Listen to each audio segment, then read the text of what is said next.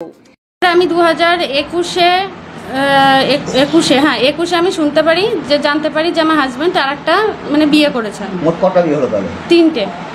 আচ্ছা, মানে আমার সাথে বিয়ে করার পরে উনি হচ্ছে দুজনের সাথে সম্পর্কে ছিল, একজনের সাথে ধরা পড়েছিলেন আর আরেকজনের জন্য মানে হাফ পাগল মতো হয়ে গেছিলেন। আচ্ছা, ঠিক আছে। তারপরে আমাকে মারধর করেছিল যখন মানে বিয়ে করার পরে, মানে আমার সাথে বিয়ে হওয়ার পরে আর কি দুজনের সাথে সম্পর্ক ছিল বা ধরা পড়েছিল। তারপরে আমি যখন আমাকে মারধর যখন আমি চলে আসি আমার বাবার বাড়িতে, মানে প্রচুর পরিমাণে মারধর করা হয়েছিল। তারপরে আমার হাজব্যান্ড একজনকে বিয়ে না করে তাকে বোন পাতিয়ে আমার শ্বশুরবাড়িতে রেখেছিল। দিনের পর দিন তার সাথে ওঠা বসা শোয়া খাওয়া সমস্ত কিছুই ছিল। তারপরে ওনাকে ওইভাবে রাখার পরে গ্রামের লোকজন আর কি ধরে বিয়ে দিয়ে দেয়। মেয়েটার বাড়ি হচ্ছে নাঘাটা মাঝদিয়া। তার আবার একটা ছেলেও আছে আর তার এর আগেও 2বার বিয়ে হয়েছে। মোট কটা বিয়ে হলো?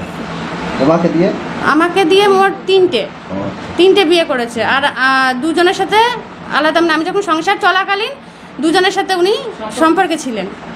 আমার মেয়ে আর কি, আমার মেয়ে ওর বাবাকে প্রচুর ভালোবাসে। তো এবার আমার মেয়ে আমাকে না জানিয়ে মানে ও ভেতরে ভেতরে কষ্ট পায়। আমার মেয়ে ওর বাবার জন্য প্রচুর কষ্ট পায়, মানে ওর বাবাকেও প্রচুর ভালোবাসে। এবার সরস্বতী পুজোর দিন মানে আমার বোনের ফোন থেকে বা আমার মার ফোন থেকে এরকম লুকিয়ে লুকিয়ে ওর বাবার ফোনে কন্টিনিউ ফোন লাগিয়েই যায়।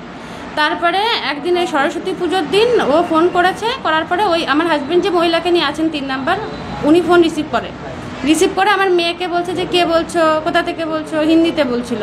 হ্যাঁ, কন হো আপ, এইভাবে কথা বলছে। তখন আমার মেয়ে ফোন কেটে দেওয়ার পরে আমাকে পরে জানায় যে মা আমি বাবার ফোনে ফোন করেছিলাম, বাবার ফোন খুলেছে, একটা মেয়ে ছেলে কথা বলছে। তখন আমার মেয়েকে আমি আরেকদিন বলি ঠিক আছে তাহলে তুই ফোন কর, কারণ আমার তো হচ্ছে এমন অবস্থা, আমার শরীর প্রচুর পরিমাণে খারাপ, আমার অপারেশন করতে হবে। এবার আমার মেয়েকে নিয়ে আমি আর পেরে দিচ্ছি না, আমার কাজেও যেতে পারছি না আমি এখন। এবার খোরপোশ চালু করেছে, সেই খোরপোশও উনি দেয় না, উনি কোর্টেও আসে না, কোনো প্রেজেন্টই হয় না কোনো কিছুভাবে। তারপরে আমার মেয়েকে বললাম তুই ফোন কর তাহলে কথা বলি। তারপরে ফোন করার পরে সে ফোন তোলার পরে সেই মহিলাই ফোন রিসিভ করলো। সেই মহিলার সাথে আমার মেয়ে যখন কথা বলছে, আমার মেয়েকে মানে ওর বাবার কাছে ফোন ধরা মানে দেবেই না কথা বলতে। তখন আমি পাশ থেকে বললাম যে তোমার যতগুলো ইচ্ছা ততগুলো বিয়ে করো, কিন্তু এই সমস্যাটা সমাধান করে তারপরে তুমি এগোও, কারণ এইভাবে তো হলে তো হয় না। তারপরে উনি আমাকে বিকেলবেলা সন্ধ্যার সময় ফোন করে আমার হাজব্যান্ড ওই নাম্বার থেকে। তখন আর কথা বলিনি, তখন ওই ফোন কেটে দেয়। তারপরে সন্ধ্যার সময় ফোন করে, আমার ফোনে পায় না, আমার মার নাম্বারে ফোন করে আমার হাজব্যান্ড। তো আমার মা রাত 10টার সময় এসে আমার মেয়েকে ফোন ধরিয়ে দেয়, আমার হাজব্যান্ডের সাথে কথা বলার পরে আমার হাজব্যান্ড একটা কথাই বলছে যে তুমি চলে আসো, তুমি তোমার বাড়িতে চলে আসো, তুমি কেন এখানে? তখন আমার মেয়ে বলে যে আমার মা বেঁচে আছে, আমার বাবা বেঁচে আছে, আমি তাহলে কেন অনাথের মতো বড় হব? আমারও তো ইচ্ছা করে মা বাবার সাথে থাকতে। তখন আমার হাজব্যান্ড কথা বলছিল, তখন আমি পাশ থেকে বলি যে আমার মেয়েকে আমি পাঠাবো আমার শ্বশুরবাড়ি, যেহেতু মাঠের ভেতরে। এবার আমার মেয়ের যদি কোনো রকম কোনো ক্ষয়ক্ষতি হয়ে যায় তাহলে সেটা তুমি বুঝিয়ে পড়ে দেবে তো আমাকে। তখন আমি বলেছিলাম যে তুমি এক কাজ করো। তখন আমার হাজব্যান্ড বলেছিল যে তাহলে তুমিও চলে আসো এখানে। হ্যাঁ, তারপরে আমি বললাম যে ঠিক আছে তাহলে তুমি ভালো হয়ে আসো, সব কিছু ছেড়ে দিয়ে আসো, আমি সংসার করবো। ঠিক আছে। তারপরে বলছে ঠিক আছে তাহলে এটা কি আমরা কি এক জায়গায় বসে কি আলোচনা করতে পারি না? আমি বলছি কি হ্যাঁ অবশ্যই। তারপরে এইভাবে কথা হলো, 2 দিন কথা হলো। 3 দিনের দিন ওই মহিলা আমার হাজব্যান্ডের সাথে আমাকে কথা বলতেই দেবে না, ওই মহিলাই আমার সাথে কথা বলবে। আমার কথা হচ্ছে ওই মহিলা কে, আমি কেন ওই মহিলার সাথে কথা বলতে যাব? তারপরে আমার একটা কাকির সাথে কথা বলিয়ে দিই, ওই মহিলার সাথে, মানে আমি সেজে কথা বলেছিল ওই কাকিমা। কথা বললাম, কাকিমা কথা বলার পরে ওই কাকিমাকে বলছে কি যে ধরে নাও আমি গ্যাপ পূরণ করতে ঢুকেছিলাম, এই ধরনের কথা বলার পরে সেটা চলে গেল। যাওয়ার পরে আমার হাজব্যান্ডের সাথে আমি পরে কথা বললাম যখন ফোন দিয়ে, তখন আমার হাজব্যান্ডকে আমি বললাম যে সেই মহিলাকে তুমি কি বিয়ে করেছো? সেই মহিলাকেও জিজ্ঞাসা করেছিল কাকিমা যে তোমরা কি বিয়ে করেছো? তো বলছে না আমি বিয়ে করিনি, আমি এমনি মিঠুনের সাথে আছি। পরবর্তীকালে একটা মিটিং হয় আমাদের এখানে আমার দিদি বাড়িতে মিটিং হয়। সেখানে মেম্বার দাদাবাবু সবাই প্রেজেন্ট ছিল, দিদি মা বাবা সবাই প্রেজেন্ট ছিল সেইখানে। ওদের গ্রাম থেকে ওদের মেম্বার এসেছিল। এবার সেইখানে এসে ও আমাকে বলে যে আমি আরেকটা বিয়ে করেছি, তারপরে আমাদের এই গ্রামে যারা মাতুব্বার আছেন বড়রা, তারা জিজ্ঞাসা করে যে তুমি কি বৃত্তান্ত, কি ব্যাপারে, কিসের জন্য? তখন আমাকে বলে যে আমি বললাম যে হ্যাঁ আমি এরকম ফোন করেছিলাম, একটা মহিলা ফোন তুলেছিল, ও বলেছে যে ওর সাথে থাকে বা কি বৃত্তান্ত, আমি আদৌ জানি না ওর সাথে কী সম্পর্ক। তখন আমার হাজব্যান্ডের সাথে প্রশ্ন করা হয় যে কে সেই মহিলা, তুমি কি আরেকটা বিয়ে করেছো? তখন আমার হাজব্যান্ড বলে যে হ্যাঁ আমি আরেকটা বিয়ে করেছি। হ্যাঁ, তুমি থাকলে থাকো, তুমি যদি সত্যি না যদি সংসার করো তাহলে থাকো। তখন আমাদের গ্রামের সবাই বললো যে না এইভাবে তো হয় না, তুমি কি সব কিছু ছেড়ে ঠেড়ে দিয়ে কি পূজার সাথে সংসার করবে? তখন বললো যে আমি 3 মাস ভাবি, তারপরে ওই যে 3 মাস ভাবি বলে গেছে, আর কোনো ফোন না, কোনো কথা, কিচ্ছু না। আমার মেয়ে মাঝে আমার শাশুড়িকে ফোন করেছে, আমার শ্বশুরকে ফোন করেছে যে আমি বাবার সাথে কথা বলতে চাই, আমার বাবার সাথে কথা বলো, কিন্তু ওরা কথা বলতে যায়নি। আমার সাথে যখন বিয়ে হয় প্রথম খুব ভালো, মানে ওর মতো ভদ্র ছেলে নেই, মানে যেমন মিষ্টি করে কথা বলতো। হ্যাঁ, তারপরে জানি যে সন্দেহ হতো যে ওরা নিজের কাকার মেয়ের সাথে এরকম সম্পর্ক আছে। আমি কাউকে প্রকাশ করিনি এটা। 2015 সালে যখন ধরা পড়লো তখন গ্রামের লোকজনই আমাকে বললো যে তুই কি জানতিস না কোনো কিছু, ওর নিজের কাকার মেয়ের সাথে এরকম সম্পর্ক ছিল? তখন আমি বললাম যে না, আমি এত কিছু জানতাম না। তোমার বিয়ে হয় কত সালে? 2012-তে বিয়ে হয়। এই মুহূর্তে দাঁড়িয়ে কি চাইছো? আমি এই মুহূর্তে চাইছি যে এই যে আমার সাথে যে অন্যায়টা হয়েছে এটার বিচার চাইছি।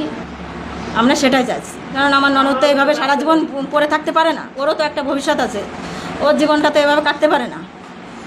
ওর জন্য আমরা চাইছি যে বাচ্চাটার একটা ভবিষ্যৎ ও করে দিক, প্লাস ওর ভবিষ্যৎটা করে দিয়ে ও ছাটকাট করে দিয়ে মীমাংসায় এসে ও ওখানে যা করুক, ও আমাদের কোনো আপত্তি নেই। মিঠুন যখন এই বাড়িতে আসতো তখন কি ওর আচার ব্যবহার কিছু বুঝতে পারতেন? মানে উপর তো খুবই ভালো ছিল, এখন মনে কি ছিল সেটা তো বলা সম্ভব না, আমাদের সম্ভব না। কিন্তু ওই এইখানে 3 মাস আগে যে মিটিংটা হলো, ওকে আমি হাত ধরে অনুরোধ করে বললাম দেখো ভাই, তোমাকে যে সুযোগ দিচ্ছি আমরা, যে তুমি সব কিছু ছেড়ে আবার এসে সংসারটা করো। তো একই কথা বলছে যে আমি আর একটা বিয়ে করেছি, তা তাকে ছাড়তে গেলে আমাকে 3 মাস সময় লাগবে। তা আমি বলছি তুমি তোমার লিগালি বউ তো পূজা, মানে আমার ননদ, তোমার রেজিস্ট্রি করা বউ, তা ওকে তো তুমি তো অন্যের বউ নিয়ে তুমি থাকছো, ওটা তো বাদ দিতে তোমার 2 মিনিটও সময় লাগবে না। তুমি ইচ্ছা করলে যখন খুশি ওকে বাদ দিয়ে তুমি পূজার সঙ্গে সংসার করতে পারো।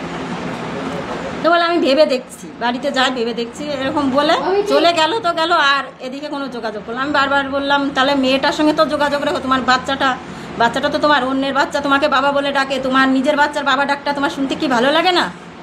তা বললো হ্যাঁ সে তো ভালো লাগে। তাহলে তোমার নিজের বাচ্চাটা তোমার সঙ্গে যখন কথা বলতে চায় তুমি তখন ওর সঙ্গে কথা বলো।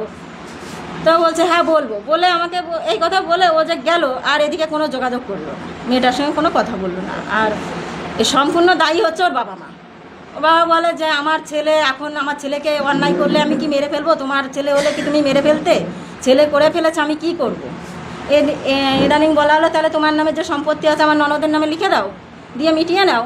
ও বাবা বলছে তাহলে আমাকে বিষ খেয়ে মরতে হবে। আমি বলছি আপনি যদি বিষ খেয়ে মরেন তাহলে আপনার যে ওয়াইফ ওনাকেও নিয়ে মরবেন, কারণ উনি তো আর এক কালপিট, তো উনি এই সমস্যাটা পুষে রেখেছে। নাহলে আপনারা দুজনে না থাকলে এত দূর সমস্যাটা হতো না। আপনারা তো আপনার ছেলেকে লাই দিয়ে এত দূর নিয়ে গেছেন, দিনের পর দিন বিয়ে করছে আর বিয়ের নামে ব্যবসা করছে। এখন ওটা ব্যবসায়। আমি এখন এটাই বলবো যে যে মেয়েকে নিয়ে আছে, যা বিয়ে করে, ওরও ভবিষ্যৎ সামনে খারাপ, ওকেও ছেড়ে দেবে, ও নিয়েও সংসার করবে না। মিঠুন একটা জিনিস মানে 2 দিনের বেশি রাখতে পারে না, ওটাই ওর ব্যবসা। আমার মেয়ের সঙ্গে যেটা হয়েছে সেটা খুবই অন্যায় হচ্ছে। আমি এটাই চাই যে মিঠুন, মানে আমার যে মানে জামাই ছিল তার নাম মিঠুন, সে একটা কিছু করে আমার মেয়ের মানে যাতে বাঁচতে পারে, ওরা ছেলে মেয়েকে নিয়ে আমার মেয়ের সঙ্গে যেটা হচ্ছে সেটা খুবই অন্যায় হচ্ছে, সে যাতে শাস্তি পায় আমি সেটাই চাই। সে 2-3টে বিয়ে করেছে, আমার মেয়ে কিন্তু ঠিক একই জায়গায় দাঁড়িয়ে আছে। যখন আপনার মেয়েকে বিয়ে দেন তখন জানতেন না? তখন ভালো ছিল তখন। কতদিন পরে এরকম হলো? 7 বছর পরে এরকম হলো। আপনার কি মেয়েকে আপনার জানিয়েছে যে এরকম হয়েছে? আপনারা টের পেয়েছিলেন? আমরা টের পেয়েছি। এখন কি চাইছেন? এখন চাইছি ওতে শাস্তি পাই। আপনাদের একটা নাতি আছে, হ্যাঁ, সেই নাতির জন্য কি চাইছেন? নাতির ভবিষ্যৎ, কারণ আমার মেয়ের তো এরকম থাকবে না সারা জীবন, তারও একটা ভবিষ্যৎ, মানে যে একটা ছাড়াছাড়ি করে যে কোনো একটা মানে সে হয়তো বাঁচতে পারে, সে তো বিয়ে করে ঘুরে বেড়াচ্ছে। আমি ওর বাবা, আমি বলতে চাইছি যে ও যেহেতু অলরেডি 2-3টে বিয়ে করে ফেলেছে, মানে একটা বিয়ে করে ছাড়ে আবার একটা বিয়ে করে, এখন শুনেছি একটা মেয়েকে একটা মহিলাকে নিয়ে আসে, সেই মহিলার একটা বাচ্চাও আছে। তো হ্যাঁ, বিয়ে করে আসে কিনা আমি জানি না, তার সঙ্গে আছে এটুকু। তা আমি চাইছি যে আমার মেয়ের যে ভবিষ্যৎটা নষ্ট হয়ে গেল, তার জন্যে তার মেয়ের খেসারাত সিদ্দিক আর তার মেয়ের জন্যে, অর্থাৎ আমার নাতনির জন্যে, নাতনির ভবিষ্যৎ সে পেরে দিক, তারপরে সে বিয়ে করে যা করে করে বেড়াক, আমার কোনো আপত্তি নেই। এটাই আমি চাইছি। আপনি কি প্রশাসনের কাছে গেছিলেন? হ্যাঁ, আমরা প্রশাসনের কাছে গিয়েছিলাম, ভীমপুর পিএস পুলিশ স্টেশন, সেখানে আমরা অলরেডি ডায়েরি করেছি এবং কৃষ্ণনগরে কোর্টে কেসও চলছে। কেসে একবার ওর ওয়ারেন্ট হয়েছিল, সেখানে একবার যে ওর জেল খেটে গেছে, আবার ওয়ারেন্ট হয়েছে। পুলিশ হয়তো সেইভাবে ব্যবস্থা নিচ্ছে না, ও বহাল তবিয়াতে আছে এবং এই পশ্চিমবঙ্গেই আছে, এটুকু জানি। মাসখানেক আগে ওকে আমরা বলে টলে 3 মাস আগে 3 মাস আগে ওকে বলে টলে আমরা নিয়ে এসলাম আমাদের তারেকনগরে একটা আলোচনার জন্য। ওর মা বাবা ছিল, ওর বাবা ছিল, কাকা ছিল, ওখানকার মেম্বার ছিল ওই ডিগ্রি গ্রামের, এবং একজন গণ্যমান্য ব্যক্তিও ছিল আমাদের এখান থেকে। আমাদের যে মেম্বার গ্রামের, সে মেম্বার ছিল এবং আরও কয়েকজন ছিল গণ্যমান্য ব্যক্তিরা। আলোচনা হয়েছিল, তখন কথা হয়েছিল যে ওই মেয়েকে, এরা চাপ দিয়েছিল যে ওই মেয়েকে ছেড়ে দিয়ে তুমি একে নিয়ে সংসার করো, যাতে তোমার সংসারটা হয়। তখন ও বলেছিল আমাকে 3 মাস টাইম দিতে হবে। আমরাও চেয়েছিলাম যে মেয়ে সংসার করবে, এটা চেয়েছিলাম। ঠিক 3 আছে, মাস পার হয়ে গেছে, এখনও তার কোনো খোঁজখবর নেই। বর্তমানে মোবাইল অফ করে, সুইচ অফ করে রেখে দিয়েছে। মেয়ে কান্না করে প্রায়, ওর আমার যে নাতিন ও কান্না করে, কিন্তু বাবার জন্য খুব কষ্ট পায়। কিন্তু মানে তো মনে বোঝে না, তো মানে ফোন করেই যায়, মানে আমার ফোন থেকে ফোন করে ওর মাসে। আপনার যে জামাই ছিল বা আপনার মেয়ের যে শ্বশুর শাশুড়ি, ওরা কি বলছে এখন? ওরা মানে মেন ভিলেন হচ্ছে ওরা। ওদের কি বক্তব্য কি এখন? ওদের বক্তব্য ছেলে কোনো দোষই করেনি, যত দোষ করেছে বৌমা, ওদের সেটাই মানে বক্তব্য।